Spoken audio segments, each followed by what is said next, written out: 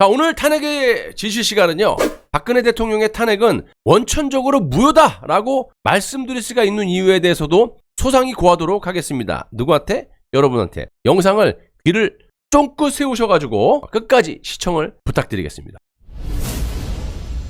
노무현 탄핵을 심의한 헌법재판소의 가이드라인, 즉 뇌물수수와 공금횡령 그리고 부정부패를 예를 들면서 현직 대통령이 설사 헌법과 법률을 어기더라도 그 범죄의 정도가 뇌물수수 정도는 되어야 된다. 그래야지만 현직 대통령이 탄핵이 가능하다. 뭐 이런 가이드라인을 제시했었고요. 실제로 노무현은 뇌물죄가 없었기 때문에 탄핵이 기각이 된 바가 있었습니다. 그거를 지금 교훈 삼아서 주구장창 뇌물죄에다 그냥 포커스를 맞추다 보니까 무려 592억 원을 박 대통령이 받아 먹었다. 이 지랄이 된 거예요. 그런데 박근혜 대통령의 경우는 여야가 내각제 기원을 목적으로 박근혜라는 장애물을 제거해야 되기 때문에 헌법재판소의 가이드라인 따위는 그리 중요하지가 않았고요. 실제 뇌물죄와 공금횡령 그리고 부정부패의 혐의가 없음에도 불구하고 권한남용과 기업 자율 침해라는 황당한 사유로 탄핵을 해버렸다라는 겁니다. 탄핵만 했어요? 구속까지 시켰지. 탄핵시켜놓고 재판부 하는 소리 보세요.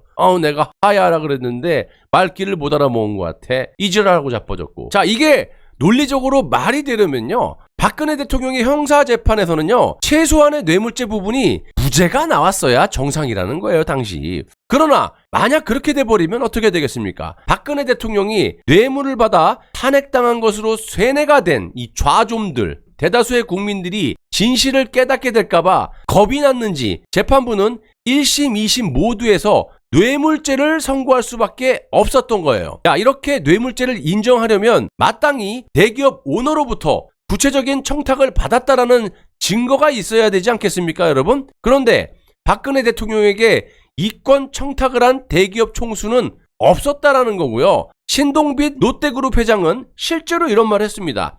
박근혜 대통령은 청탁하는 걸 워낙 싫어했던 터라 롯데그룹 내부에서는 아예 그냥 애초에 박근혜 대통령을 상대로 사업 이야기는 꺼내지도 말라. 요런 보고서가 올라와서 실제로 그렇게 했다. 이렇게 증언을 했어요. 당시 롯데그룹은 신동민 회장과 그의 형 신동주 회장 간의 경영권 다툼으로 국민의 따가운 눈초리를 받고 있었죠. 그리고 신동민 회장은 재판에서 이런 상황에서 내가 어떻게 박근혜 대통령에게 이런 청탁을 할 수가 있겠느냐라고 항변까지 했다라는 겁니다. 너무 솔직하게 얘기했죠. 그래서 결국엔 뭐 구속이 됐지만 협조 안 하면 무조건 구속이야.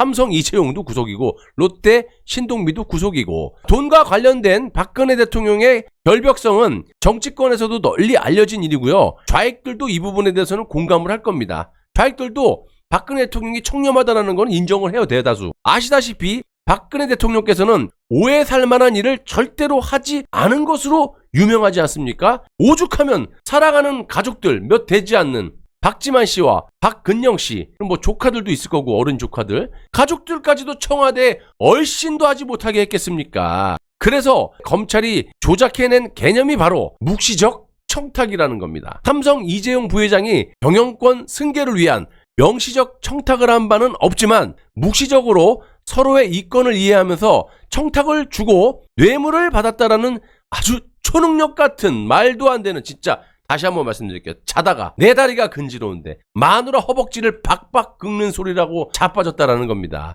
제가 몇 차례 방송에서 비유를 해드렸지만 만약 여러분들이 어떤 매장의 사장님이야. 예를 들면 또 내가 빵집 사장이었으니까, 파리바게뜨 사장이었으니까 파리바게뜨 매장에 아르바이트 학생이 계산을 할 거 아니야. 돈통 앞에서, 포스 앞에서. 당연히 돈을, 현금을 만질 수도 있어요. 현금 내는 분도 있으니까. 그러면 돈을 만질 수 있는 상황에서 한마디로 멍멍이 같은 논리는요, 알바에게 너 계산했으니까 돈을 훔쳐갔을 수도 있을 것 같아. 그래서 경찰에 고발을 해갖고 구속을 시켜버리는 그런 짓거리를 했다라는 거예요. 당연히 특검은 아무런 증거도 없이 저딴 짓을 했기 때문에 굳이 비유하자면 그렇다라는 거고요. 내 말 틀렸으면 말을 해보란 말이야, 이것들아. 제가 말씀드리고 싶은 건 그만큼 묵시적 청탁 혹은 묵시적 공모의 개념이 재판정에서 적용되기 시작한다면요, 수많은 무고한 국민들, 무고한 사람에게 중형을 선고할 수 있는 매우 무거운 정치 보복의 무기가 된다는 겁니다. 자, 추후에 문재인 그리고 탄핵 세력들에게 언제 어떻게 적용이 될지 모른다라는 말이 됩니다. 자, 이것만으로도요, 불안했는지 특검과 검찰은 최소원과 삼성의 민간 사이에서의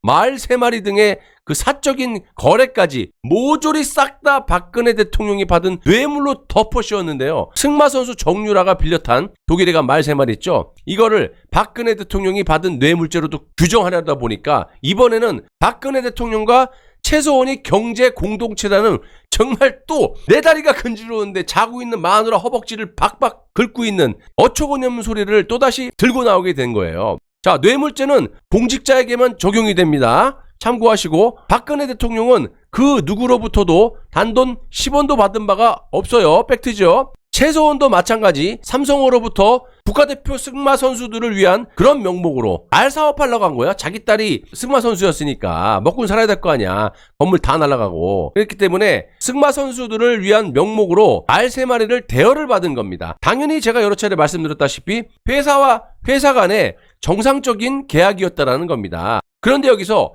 최소원은 공직자가 아니지 않습니까? 그러므로 삼성으로부터 말뿐만이 아니라 돈을 얼마든지 받았다 하더라도 뇌물죄가 성립이 되지 않는다라는 게 중요한 거예요. 뇌물죄는 공직자에게만 적용이 되는 것이기 때문에 최소원하고는 뇌물하고는 아무런 상관이 없다. 이꼬로 경제 공동체라는 개풀 뜯어먹는 소리도 논리적으로 말이 안 맞는다. 이겁니다. 그럼에도 불구하고 박근혜 대통령과 최소원을 어떻게 하든지 경제 공동체로 엮어야 되는, 그래서 뇌물죄 공범으로 처벌이 가능했기 때문에 저딴 짓거리를 서슴지 않고 했다라는 말씀이에요. 한마디로 특검의 말도 안 되는 주장과 그런 논리는 박근혜 대통령의 공적 권력을 내세워서 최소원이 뇌물을 받아가지고 둘이 나눠 먹었다라는 그런 논리예요. 참고로 아시는 분들은 아시겠지만 박근혜 대통령은 탄핵이라는 소용돌이에 몰리면서 최소원과 그의 딸인 정유라가 개명한 사실을 그때 아신 거야. 그리고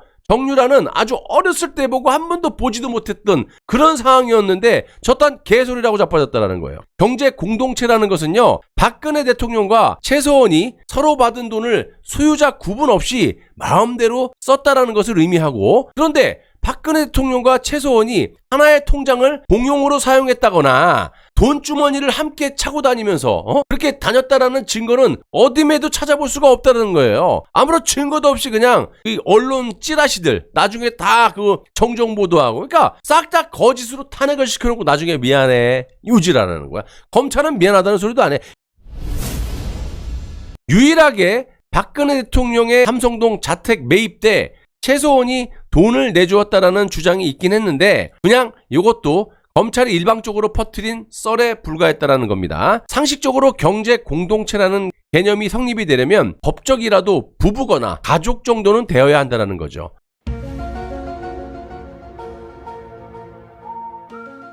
이와 대비되는 사건이 바로 노무현 가족의 박연차 뇌물 사건이에요. 당시 검찰은 노무현이 직접 박연차에게 돈을 가져올 것을 요구했기 때문에 노무현이 받은 뇌물이라고 규정을 했지만 노무현은 그 돈은 내가 받은 게 아니야. 내 마누라 권양숙이가 받았기 때문에 나하고는 관계가 없어. 이렇게 주장을 하기도 했었죠. 친노와 친문 세력들은 노무현 가족의 뇌물 사건에서 여전히 그 논리를 펴고 있습니다. 엄청난 돈이 청와대에 들어왔는데 그걸 모르는 게 말이 됩니까? 그 나중에 걸리니까 이제 뛰어내. 자, 대법원 판례상 부부 사이에 경제 공동체는 성립이 됩니다. 노무현 측은 경제 공동체라 하더라도 노무현과 권양숙 간에 공모 증거가 없다라고 주장한 셈이고요. 그런데 검찰과 법원은 박근혜 대통령과 최소원의 경우 부부도 아니고 가족도 아닌데 경제 공동체라고 넘겨짚은 것을 넘어가지고 둘이서 언제 어디서 어떻게 대기업을 탈탈 털어서 같이 해먹자라는 명시적인 공모 증거도 없이 그냥 묵시적 공모까지 인정을 해버릴 수가, 어떻게 이 21세기 사회에서 이런 일이 벌어질 수 있다라는 겁니까?